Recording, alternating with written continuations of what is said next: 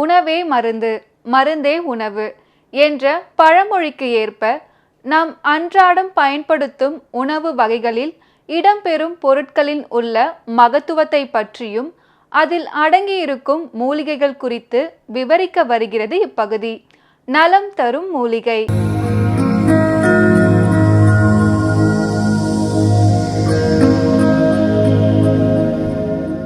மக்கள் வணக்கம்.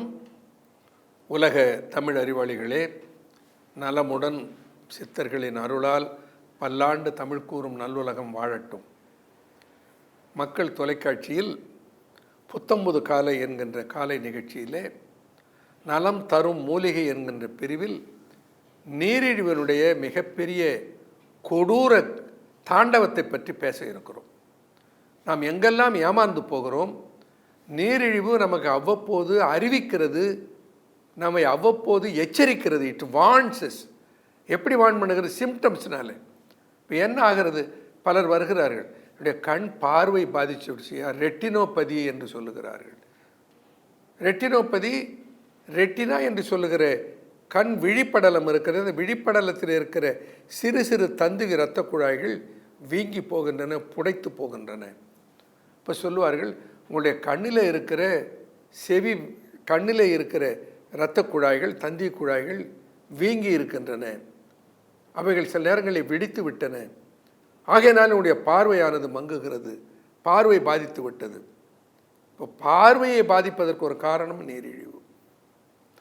இன்னும் பலர், எனக்கு பல ஆண்டுகளாக நீரிழிவு இருக்கிறதுயா, ஆரம்பத்தில் நான் அதை பற்றி அவ்வளவு கண்டுக்கல, ஏன்னா அதில் எனக்கு ஒரு உபாதையும் இல்லை. இன்னும் சிலர் சொல்வார்கள், டயபெட்டிஸ் ஒரு நோயே இல்லைங்க, டாக்டர் ஒரு மாத்திரை கொடுத்தாரு, ரொம்ப சின்ன ஒரு மாத்திரை, இந்த ஒரு மாத்திரையை போட்டுக்கிட்டேன்னா போதும், எனக்கு டயபெட்டிஸ் கண்ட்ரோலில் இருக்கிறது. சாப்பாட்டுக்கு முன்னே 100 110 மீறுவதில்லை, சாப்பாட்டுக்கு பிறகு 150 160 மீறுவதில்லை, எனக்கு கட்டுப்பாட்டில் இருக்கிற நல்லா சாப்பிட்டுக்கிட்டு இருக்கேன் என்று சொல்லுவார். அவர் தன்னைத்தானே ஏமாற்றிக் கொள்கிறார். குருதியிலே கட்டுப்பாட்டில் இருக்கிறதே. அப்படி என்றால் நீரிழிவினாலே வருகிற பக்க விளைவுகளும் பல்வேறு பிணிகளும் வரக்கூடாது இல்லையா? ஆனால் ஒரு 10 ஆண்டுகளுக்குள்ளே சொல்லுகிறார், டயபெட்டிக் இம்பார்ட்டன்சி. ஐயா, நான் நல்லா இருக்கேன், ஆனால் என்னுடைய இன்பிக்கிற ஆற்றல் அற்று போய்விட்டது, தாம்பத்திய சுகத்தை என்னால் தூக்க முடியவில்லை, உடல் உறவில் நாட்டமும் இல்லை, உடல் உறவில் திடமும் இல்லை என்று அந்த they talk about diabetic impotency. அது எதனால் ஏற்படுகிறது? டயபெட்டிக் இம்பார்ட்டன்சி டியூ டு டயபெட்டிஸ், நீரிழிவு.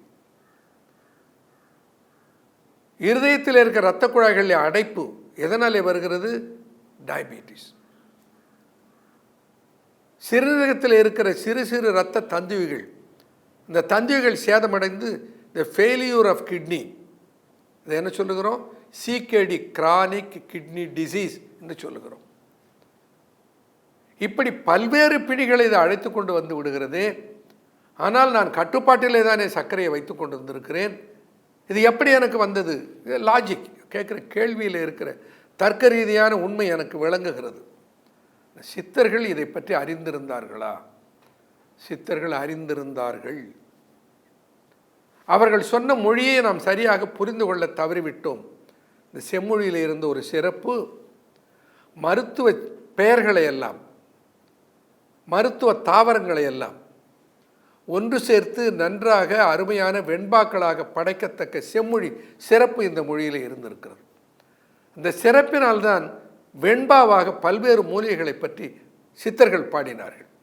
அவர்கள் அறிந்திருந்ததனால்தான். உதாரணத்துக்கு ஒன்றை சொல்லுகிறேன். மைமோசா புடிக்கா என்று ஆங்கிலத்தில் அழைப்பார்கள். அந்த தாவரத்தினுடைய பெயர் தொட்டார்சினிங்கி. இந்த தொட்டார்சினிங்கி என்கின்ற ஒரு தாவரத்தை பற்றி சொல்லுகிற போது, மேக நீரை தடுக்கும், மேக நீரை தடுக்கும் மெதினியில் பெண் வசியமாக உண்ணி நல்கும், தேகமதில் கட்டாக தோணுகின்ற காலை துரத்திவிடும் தொட்டார்சினிங்கி அதுதான். தொட்டார்சினிங்கி நீரிழிவுக்கு நல்ல மருந்து என்று நான் சொன்னதை கேட்டு லங்காவிலே திருச்சியிலே இருந்து சென்று வேலை செய்து கொண்டிருக்கிற சித்திக் என்பவர் அங்கிருந்த தொட்டாச்சினிங்கி செடிகளை எல்லாம் நான் காலி செய்து விட்டேன், அதை உண்டு நான் ஆரோக்கியமாக இருக்கிறேன் என்ற இடத்துல நான் மலேசியாவில் லங்காவி சென்றிருந்த போது என்னிடத்தில் சொன்னார்கள் என்ற செய்தியை ஒரு முறை குறிப்பிட்டிருக்கிறேன்.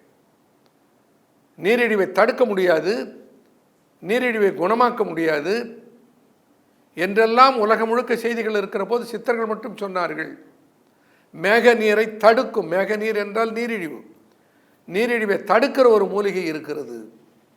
ஆனால் தொடர்ந்து கையாள வேண்டும், உணவாக அவைகளை கையாண்டு கொண்டே இருக்க வேண்டும். இப்போ நாம் எடுத்துக்கொள்ளுகிற மருந்தில் நீரிழிவினுடைய பக்க விளைவுகளையும் சாடுகிற மருந்துகளை நாம் தேர்ந்தெடுக்க வேண்டும். மூலிகைன்னா ஏன் தொட்டாச்சி நீங்கள் எடுத்துக்கொள்ள வேண்டும் என்று சித்தர்கள் சொன்னார்கள், மேக நீரை தடுக்கும். இன்னொன்றை சொன்னார்கள், மேதினியில் பெண் வசியமாக உண்ணி நல்கும். மேதினியில் பெண் வசியமாக உண்ணி நல்கும். பெண்ணை வசியம் செய்வது என்றால் உடனே தொட்டாச்சினிங்க மூலிகை வசிய மூலிகை. எவ்வளவு தவறாக புரிந்து கொள்ள முடியும் என்று பார்த்தால் இதை விட தவறாக புரிந்து கொள்ளவே முடியாது. அது என்ன செய்யும், ஒரு பெண் ஒரு ஆண் மீது வசியமாக இருக்க வேண்டுமானால் அந்த ஆணிடத்தில் நல்ல ஆண்மை இருக்க வேண்டும். இந்த பெண்ணை திருப்திப்படுத்துகிற ஆண்மை ஆற்றல் அவனத்தில் இருந்தால் அவனோடு என்றும் அவள் வசியமாக இருப்பாள். ஆகையினாலே டயபெட்டிக் இம்பார்ட்டன்சி என்று சொல்லுகிற நீரிழிவினாலே வருகிற ஆண்மை இழப்பையும் சரி செய்து நீரிழிவையும் சரி செய்கிற மூலிகையாக சித்தர்கள் தொட்டாச்சினிங்கி சொன்னார்கள். தொடர்ந்து பார்ப்போம். நன்றி, வணக்கம்.